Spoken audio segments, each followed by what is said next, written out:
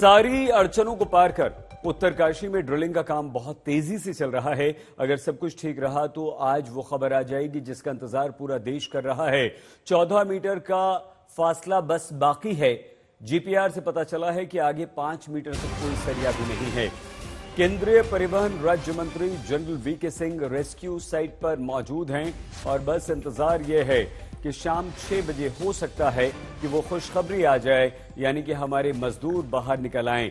41 के 41 मजदूर जो फंसे हुए हैं, बस 14 मीटर की ड्रिलिंग और बाकी है और उसके बाद इन मजदूरों तक हमारी रेस्क्यू टीम पहुंच जाएगी।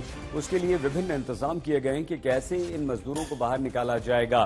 खाना, पानी, दवाएं, ऑक्सीजन, ये सब तो लगातार पहुंचाई जा रही है। सभी मजदूर सुरक्षित हैं।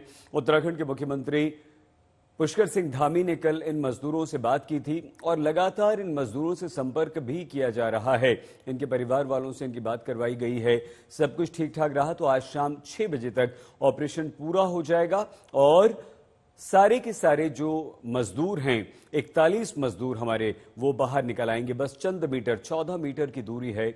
हम देखिए, ये आपको दिखा रहे हैं कि कैसे सुरंग के अंदर ये जो मजदूर हैं उन्हें बाहर निकाला जाएगा। ये वो सब तैयारी है। पाइप डाले गए हैं, खुदाई लगातार चल रही है। वर्टिकल खुदाई हो रही थी, दोनों छोरों से खुदाई हो रही है और अब इन मजदूरों के लिए पूरा देश जो दुआ और प्रार्थना कर रहा है, उसके पूरा होने का समय लगभग आ गया है। खाना इन मजदूरों को पहुंचाया जा रहा है।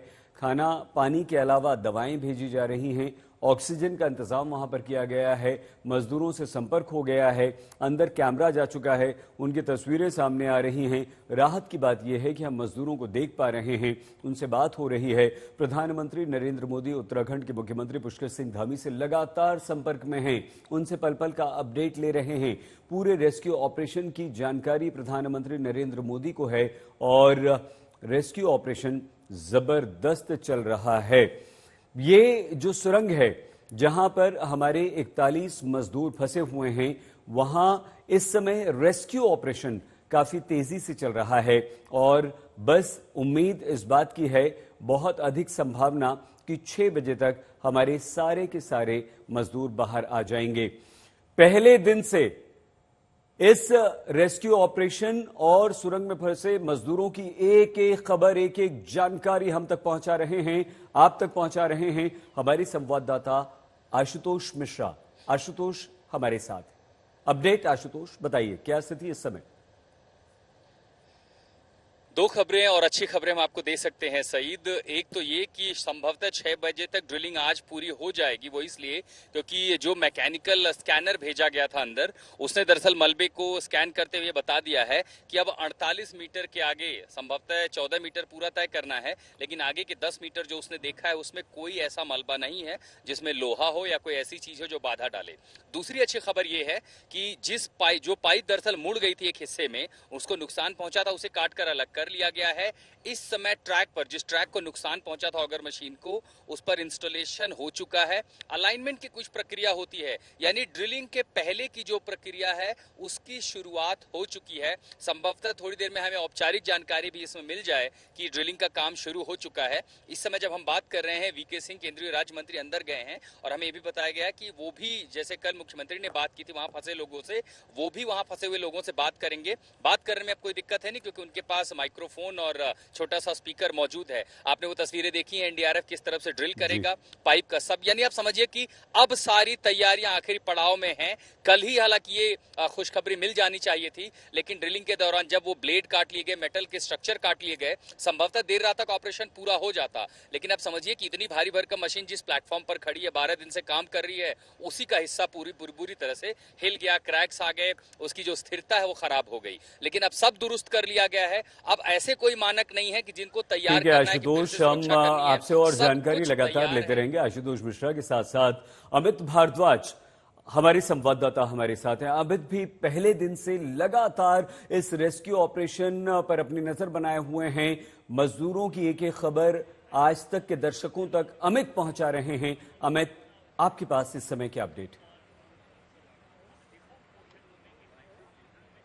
सही देखिए, जैसा आशुतोष बता रहे थे कि दो इंपॉर्टेंट हर्डल्स पिछले 48 घंटे में रेस्क्यू एजेंसीज को फेस करना पड़ा, जिसकी वजह से पूरा का पूरा ऑपरेशन जो है वो कहीं ना कहीं डिले होता गया। पहला लोहे के ऑब्स्टिकल्स का था, उससे निपटारा हुआ। पाइपलाइन में डैमेज हुआ, उसको काट के हटाया गया, यानी कि हम 2 मीटर पिछले 24 घंटे में पीछे की तरफ आए। और फिर जो प्लेटफॉर्म था, जो अमेरिकन ऑगर मशीन है, हेवी मशीन है, सोफिस्टिकेटेड मशीन है, उसमें उसका प्लेटफॉर्म हिल गया। अहम बात यह है, देखिए सईद, कि ये आखिरी पड़ाव जरूर है, लेकिन बहुत सोफिस्टिकेटेड काम है ये, और फूक फूक के कदम तमाम एजेंसीज को रखना पड़ रहा है। कल रुड़की से एक एक्सपर्ट को लाए जो ट्रेमर्स को कैलकुलेट कर रहे हैं, यानी कि आप बहुत स्पीड से, मशीन की स्ट्रेंथ बहुत ज्यादा है, लेकिन उस कंप्लीट स्पीड से इस मशीन को अब नहीं चलाया जा सकता है, क्योंकि अगर ज्यादा मूवमेंट होता है तो मलबे के गिरने का डर होगा, और मलबे के गिरने से जो ऑलरेडी रेस्क्यू टनल बनाया गया है उसको कहीं ना कहीं डैमेज हो सकता है। और यही वजह कि ये बहुत कंट्रोल्ड और धीमे तरीके से ही ड्रिलिंग मशीन को चलाया जाएगा। एक बार सही जब ये टनल बन जाता है, फिर एनडीआरएफ को चार्ज दे दिया जाएगा, उनके जवान दूसरी तरफ जाएंगे, एक बार क्विकली चेकअप किया जाएगा इन लोगों को, और फिर स्ट्रेचर्स पे डाल के 41 के 41 मजदूरों को बाहर निकाला जाएगा, और फिर वहां से मेडिकल चेकअप का, हॉस्पिटल ले जाने का, वहां थरो मेडिकल एग्जामिनेशन का प्रोसेस शुरू हो जाएगा। लेकिन सईद, वही बात है, आखिरी पड़ाव है, लेकिन धीरे धीरे काम होना है ताकि कोई खतरा ना आए रेस्क्यू ऑपरेशन पे। सईद। बिल्कुल अमित। आशुतोष, अमित और अंकित शर्मा, हमारे तीनों संवाददाता लगातार पल पल की जानकारी हमें दे रहे हैं। और जैसे ही ये मजदूर यहां फंसे थे, सबसे पहले अगर इस सुरंग के पास कोई पहुंचा था तो वो थे हमारे संवाददाता अंकित शर्मा। अंकित, लगातार एक एक खबर हम तक पहुंचा रहे हैं। इस समय अपडेट आपके पास क्या है अंकित?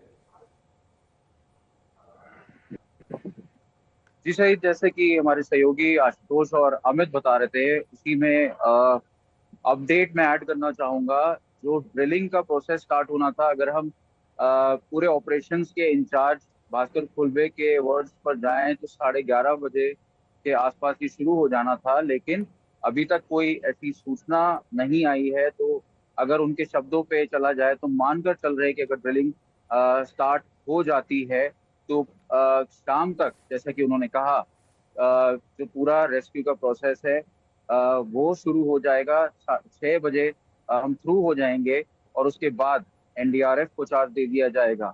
लेकिन अभी फिलहाल यही माना जा रहा है कि जो ऑगर ड्रिलिंग मशीन है वो उसका प्रोसेस स्टार्ट हो चुका है।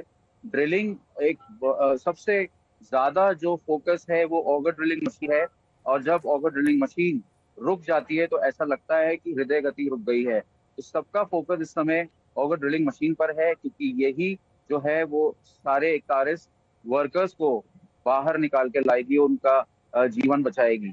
तो लगातार जो अथॉरिटीज और रेस्क्यू ऑप्स जो हैं वो उस प्रोसेस में हैं कि अब ड्रिलिंग स्टार्ट हो जाए, क्योंकि प्लेटफॉर्म भी तैयार कर लिया गया है और उसका बैकअप भी एक रेडी कर लिया गया है। तो उम्मीद की जा रही है, क्योंकि आज भास्कर खुलबे जब आज तक पे बात कर रहे थे तो उनकी बॉडी लैंग्वेज में भी काफी कॉन्फिडेंस दिख रहा था और लग रहा था कि काफी वो खुश हैं अभी तक की जो आज सुबह से जो प्रोसेस शुरू हुआ है। क्योंकि कल भी कहा जा रहा था कि शाम तक हो जाएगा, लेकिन हो नहीं पाया। तो आज काफी कॉन्फिडेंस लग रहा है। तो हम उसी चीज को लेकर चल रहे हैं कि आज शाम तक ये ऑपरेशन पूरा हो जाए और रेस्क्यू होने के बाद 41 वर्कर्स अपने घर लौट सके और खुशी की लहर यहाँ खोले।